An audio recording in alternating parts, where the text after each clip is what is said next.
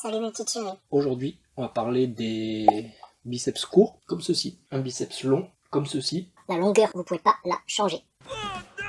Non, parce que la force, mais aussi le conditionnement sont spécifiques à l'angle articulaire. Hop, vous tendez le bras. Le biceps court égale déchéance tendre le bras. Non. Si vous êtes déchiré le biceps, c'est pas à cause de la longueur de votre muscle, c'est parce que vous entraînez comme des idiots. Pour se renforcer sur une ampli risquée, il faut travailler cet ampli risqué de manière progressive. Ensuite, une autre chose qu'on entend souvent, c'est que les biceps courts sont moins adaptés pour la performance, sont moins forts. En gros, vous avez moins de potentiel en ayant le biceps court. Grosso modo, vous êtes cuit ou pas fait pour ça. Donc ça, pour savoir si c'est la réalité ou du bullshit, le plus simple, c'est tout simplement de se comparer aux meilleurs athlètes, aux mecs avec les biceps les plus forts du monde. Et pour moi, il va y avoir 4 pratiques où on a vraiment une demande sur les biceps qui est beaucoup plus forte que dans les autres sports, où on va trouver du coup les athlètes avec les meilleurs biceps et surtout les biceps les plus résistants, les plus conditionnés. Donc on va voir les compétitions de strict curl, tout simplement, donc vraiment curler le plus lourd possible en strict.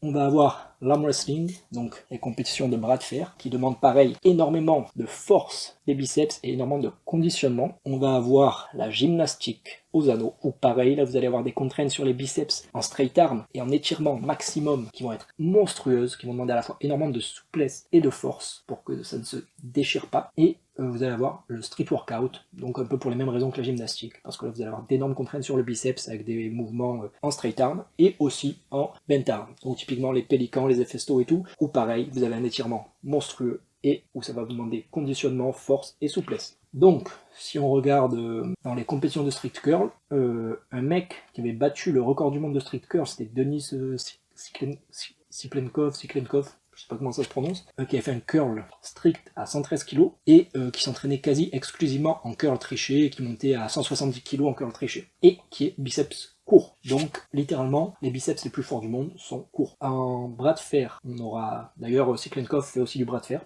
on aura par exemple Devon Larratt, si je dis pas de conneries, qui a des biceps courts et qui a fait plein de dingueries, par exemple comme du curl un bras partiel à 80 kg. En gymnastique olympique, on aura, si je dis pas de conneries, Zanetti et Van Gelder qui ont des biceps courts. Et pareil, si vous tapez gymnaste biceps ou gymnaste physique, etc., et que vous regardez un petit peu, vous verrez qu'il y a énormément de gymnastes aux anneaux qui ont les biceps courts. Et dans le street, on aura beaucoup de biceps courts aussi. On aura par exemple Skarslus, qui est le recordman du monde de la croix de fer lesté, qui a des Zanetti lesté, Maltese lesté, etc. Donc une résistance et une force des biceps monstrueuse, sans doute une des biceps les plus forts du street. Et pareil, qui est biceps court. Donc ça fait quand même beaucoup d'athlètes très très très forts avec des biceps courts. Donc du coup cet argument de biceps court égale biceps faible, ça tient pas. Si on avait un ou deux, on pourrait dire c'est des exceptions, etc. etc. Mais quand on a autant parmi les meilleurs des meilleurs, et j'ai même envie de dire que c'est peut-être même la majorité, ça montre que c'est du bullshit ce truc. C'est pas significatif, donc à jeter. Ah, et petite parenthèse, il y en aura beaucoup qui diront,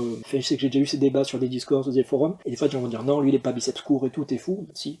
Genre par exemple souvent, pour Siklenkov, je sais que des gens m'avaient dit qu'il était pas court, alors que c'est flagrant qu'il est. C'est juste que des fois des gens ont du mal à discerner parce que des mecs qui ont des très gros avant-bras, ça a tendance à vachement diminuer cet écart-là. Mais ne vous faites pas avoir. Tous ces mecs-là ont bel et bien des biceps courts. Donc vraiment ce truc des blessures et des performances faibles avec les biceps courts, il n'y a rien de concret derrière. C'est vraiment de la branlette intellectuelle. C'est vraiment du fatalisme de merde à la française qui sert à rien. Et c'est pas parce que les gens qui en parlent sont très très très calés en anatomie qui disent pas de la merde parfois. Vous pouvez dire des choses très très pertinentes 90% du temps et quand même dire des conneries plus grosses que vous 10% du temps ou plus. Ces gens-là, c'est des humains, c'est pas des dieux vivants. Même le mec le plus calé du monde dans son domaine, des fois il dit de la merde dans son domaine. Développez votre esprit critique, arrêtez de gober tout ce qu'on vous dit parce que vous appréciez l'influenceur ou parce que vous faites confiance à la personne. La personne, elle se trompe. Tout le monde se trompe. Moi, si je vous dis quelque chose, ne le gobez pas aveuglement. Vous avez le droit de pas être d'accord avec moi, vous avez le droit de mettre en doute ce que je dis, et c'est pareil avec n'importe quel youtubeur, avec n'importe quel mec diplômé. Ne soyez pas des golems, tout simplement. Réfléchissez et faites-vous votre propre avis. Ne soyez jamais d'accord à 100% avec que ce soit dans la vraie vie ou sur internet. Vous êtes d'accord à 100% avec quelqu'un, c'est que vous êtes dans la croyance aveugle, et là, c'est la porte ouverte à toutes les conneries,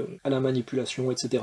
Perso, je pense même, ma théorie c'est même que les biceps courts c'est plutôt un avantage côté performance, pour la même raison que les mollets courts sont censés être un avantage pour les sprinteurs. Donc pour les sprinteurs, il y a beaucoup de gens qui disent qu'en gros, vu qu'ils ont plus de tendons, plus de longueur tendineuse avec des muscles courts, tout simplement ils ont plus d'élasticité grosso modo, donc ils sont plus explosifs, et donc plus rapide, plus fort, etc. Et du coup, en théorie, moi je me dis ça devrait être pareil pour les biceps.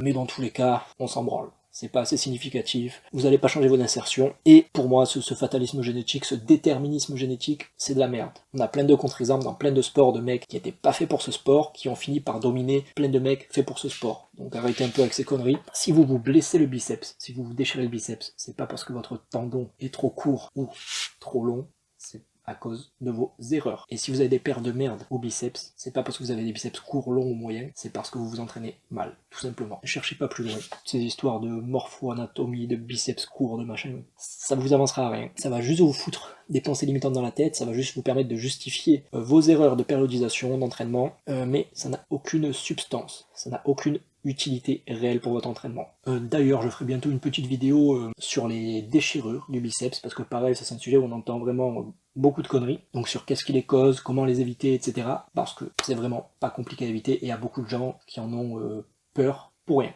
Donc voilà, je crois que j'ai à peu près tout dit sur les biceps courts, sur ce que je pense de ça. Comme d'habitude, si c'était pas clair ou vous avez des questions, envoyez-les moi sur Insta ou en commentaire, et je vous dis à plus.